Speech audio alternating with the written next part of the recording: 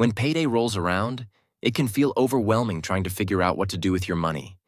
You get paid, and before you know it, your bank account is back to zero again. In this video, I want to walk you through 8 crucial steps to take as soon as you get paid to help you manage your finances more effectively. Step 1. Know your reference point. This is vital for keeping your spending in check. There's a phenomenon called the ostrich effect. You know, like the bird that buries its head in the sand? This cognitive bias leads people to avoid information that could make them uncomfortable. For instance, you might not want to check your bank account after a night out or face your debt head-on. Unfortunately, this mindset contributes to a significant number of people living paycheck to paycheck, about 1/3 of the UK population and a staggering 64% in the US. So, how do you combat this? Start by calculating your essential living expenses, like housing, groceries, transportation, and insurance, over the next month. Here's a simple table to help you visualize. Next, find out what percentage of your total net income this amount represents. Ideally, you want to keep your total essentials below 60% of your net income. Step 2. Establish a quick solution fund.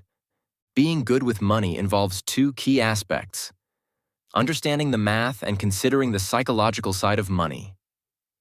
Imagine the comfort of knowing that if your car breaks down or you face an unexpected medical expense, you won't have to dive into debt to cover it. That's the peace of mind a solution fund can provide.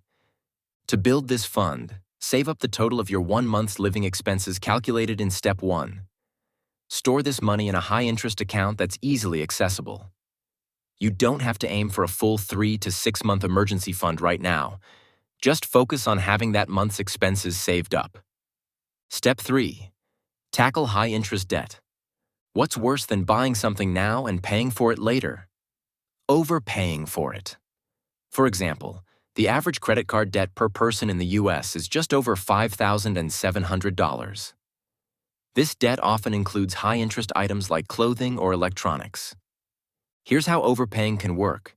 If you finance an iPhone costing $1,000 with a credit card that has a 22% interest rate, after 1 year, that phone would actually cost you $1,220. That's an extra $220 for something you could have paid for up front. So, what's the best way to tackle this? Start by listing all your debts with an interest rate above 7 to 8%. Here's a sample table to help you visualize your debts. Next, decide on a repayment strategy. You could use the snowball method, where you pay off the smallest debt first, giving you quick wins, or the avalanche method, where you tackle the highest interest debt first. If you find that your savings can cover these debts, consider using them to pay off your high-interest loans. Remember, keeping money in savings when you have high-interest debt often means losing money in the long run. Step 4.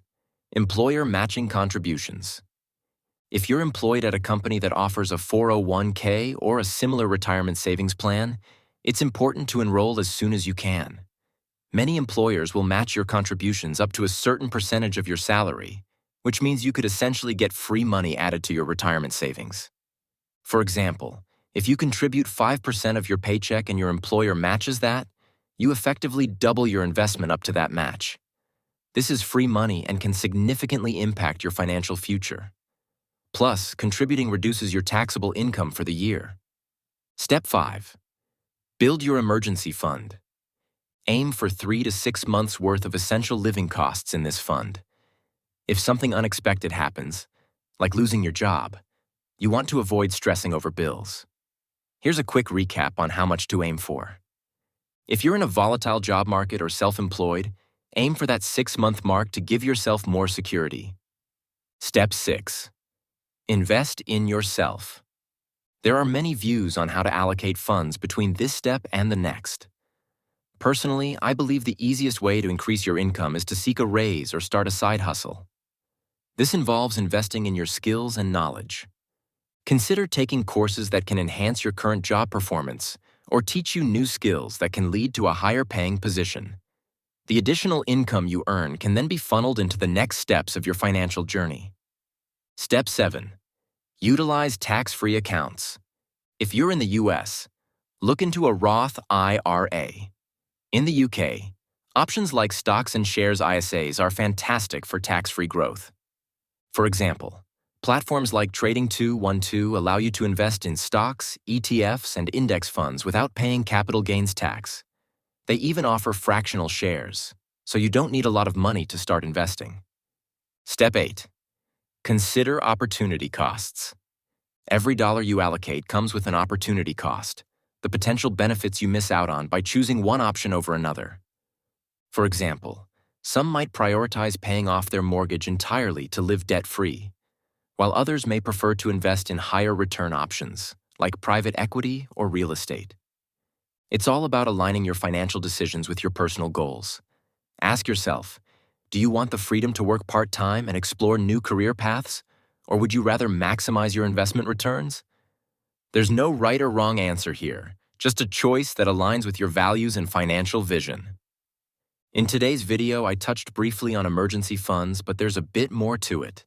In my next video, I show you an easy way to build and manage your emergency fund. I'll see you there.